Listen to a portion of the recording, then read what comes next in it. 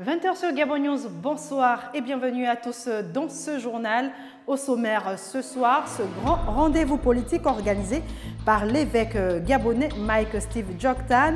Après plusieurs mois de retrait, l'homme a décidé de briser le silence en annonçant au peuple entier son adhésion au Front uni de l'opposition gabonaise, une nouvelle qui vient donc déjouer les pronostics de son éventuelle candidature à la présidentielle de 2016.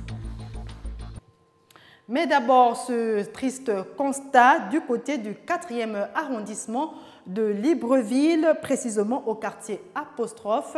Un fœtus a été retrouvé, tout porte à croire qu'il aurait été abandonné par sa mère juste après l'accouchement. La police s'est rendue sur les lieux, ainsi que notre reporter Arsène Rebouka. Théâtre choquant. Ce matin, au moment de faire ses relevages sur compteur, un agent de la SCG a découvert près des compteurs d'eau un fœtus abandonné. Au bout de quelques minutes, la foule est là, impuissante. Nul ne sait où est la mère, encore moins le père.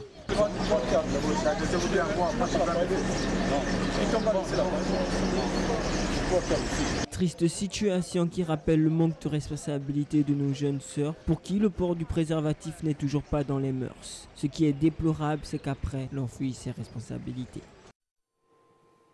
L'université Omar Bongo vient de perdre un de ses nouveaux bâtiments suite au violent affrontement qui oppose les forces de l'ordre aux étudiants. Au centre de ce drame, l'expression de colère des étudiants qui réclament la libération de leurs condisciples incarcérés et le non-respect des franchises universitaires. Constat de Edgar Kaba.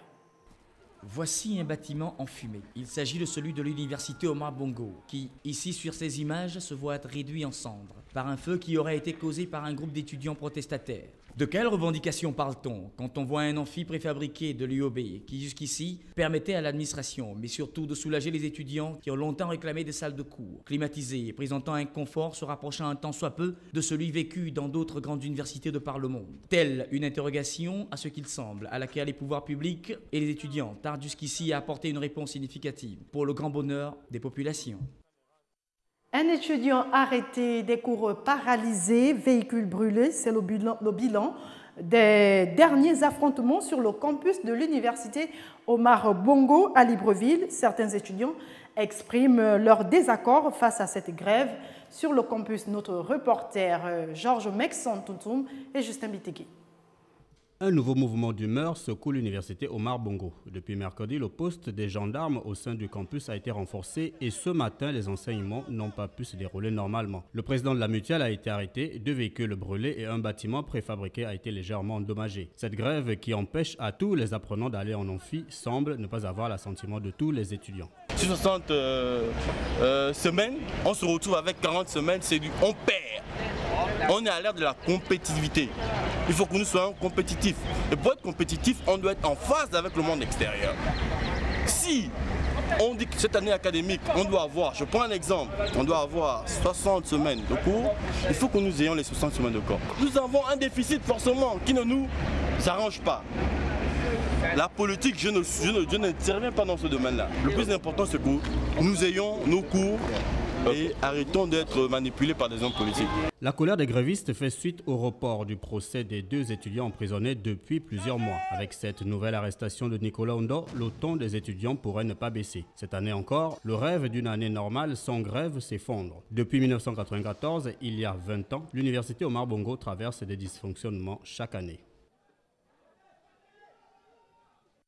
On le disait en titre, l'évêque Mike Steve Djoktan a déjoué tous les pronostics concernant son éventuelle candidature à la présidentielle de 2016.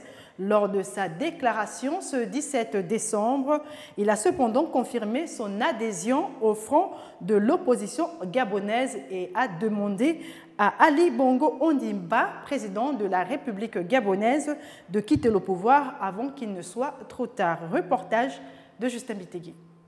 L'évêque Mike Djoktan, homme d'église, se réclamant de la vision politique d'André Mbaobam, au cours de sa déclaration, a procédé à son adhésion officielle au front de l'opposition pour l'alternance. Concernant le front uni de l'opposition pour l'alternance, je confirme premièrement mon adhésion totale à l'idée candidature unique de toute l'opposition. Pour l'évêque et opposants, il est donc urgent que l'actuel président de la République quitte le pouvoir. Ali Bongo doit partir. À défaut, nous devons le chasser.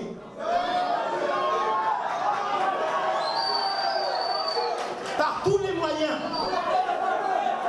Je dis bien par tous les moyens. Et cela, quel qu'en soit le prix. M'adressant à Ali Bongo, en ma qualité d'homme d'église,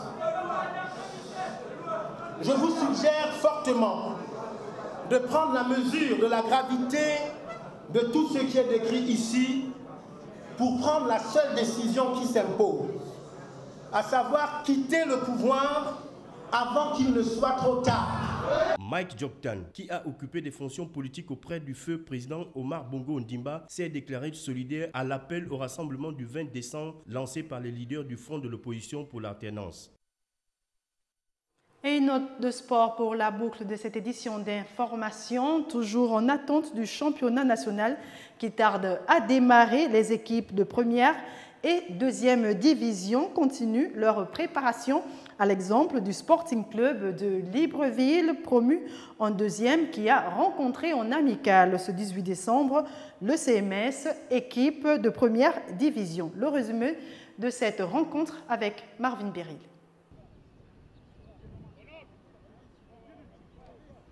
0 but partout, c'est le score qui a sanctionné la rencontre amicale entre le Sporting Club de Libreville, club de deuxième division, et le CMS, club de première division, ce 18 décembre sur les installations du Canon 105 à Ovando. Une rencontre qui rentre dans le cadre de la préparation au National Foot, toujours en attente. Cette troisième opposition entre les deux équipes a été très engagée depuis les premières minutes, mais malgré de nombreuses tentatives, aucune de ces deux équipes n'a pu trouver le chemin des filets adverses jusqu'au coup de sifflet final. Pour Anatole Bambumba, ce nul face à une équipe de première division est certes un bon résultat, mais reste insuffisant. En principe, ce n'est pas ce que je veux encore. Nous sommes encore en train de travailler. Nous cherchons encore la bonne chose, la bonne solution. Maintenant, nous sommes dans la série des matchs amicaux. On vient de jouer un match contre CMS. C'est pas mauvais, on commence déjà à voir nos marques. 0 but partout contre une équipe de première division, c'est pas mauvais. Pour le CMS, ce résultat est insatisfaisant. On a fait 0-0, ça fait la troisième fois qu'on joue contre eux. Voilà. On vient de faire 0-0, c'est pas un bon match pour nous. Il y a beaucoup de choses à corriger, donc au fur et à mesure, on a encore moins 2 semaines ou bien 2 semaines pour corriger les fautes qui sont avec nous. Voilà qui permettra aux deux équipes de combler leurs manquements en attendant le National Foot qui, malgré le retard, pointe à l'horizon.